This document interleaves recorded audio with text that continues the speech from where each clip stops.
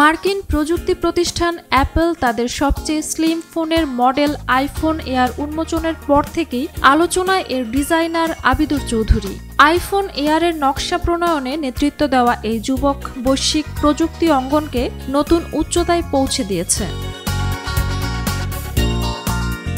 বেশিরভাগ গণমাধ্যম এ তরুণকে বাংলাদেশি বংশোদ্ভূত বলে দাবি করেছেন। জানা গেছে, লন্ডনে জন্ম ও বেড়ে ওঠা আবিদুর লাফব্রো বিশ্ববিদ্যালয় থেকে প্রোডাক্ট ডিজাইন অ্যান্ড টেকনোলজি বিষয়ে ডিগ্রি অর্জন করেছেন এবং শিক্ষা জীবনেই জিতেছেন রেড ডট সহ একাধিক আন্তর্জাতিক পুরস্কার।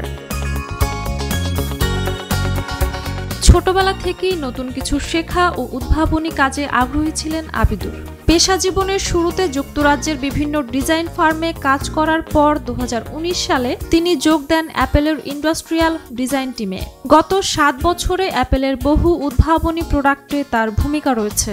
আইফোন এয়ারের ক্ষেত্রে তার অবদান ছিল বিশেষভাবে গুরুত্বপূর্ণ।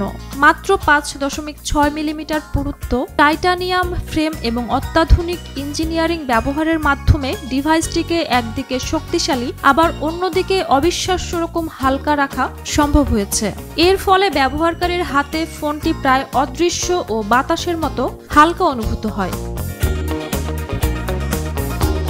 তবে এই ফোনের পাতলা গড়নের ব্যাটারি, ক্যামেরা এবং আধুনিক ফিচারগুলোর সমন্বয় ঘটানো নিশ্চয়ই খুব সহজ ছিল না, কিন্তু তার সৃজনশীলতা ও নকশার দক্ষতায় সেই সমস্যার সমাধান এসেছে অনায়াসে।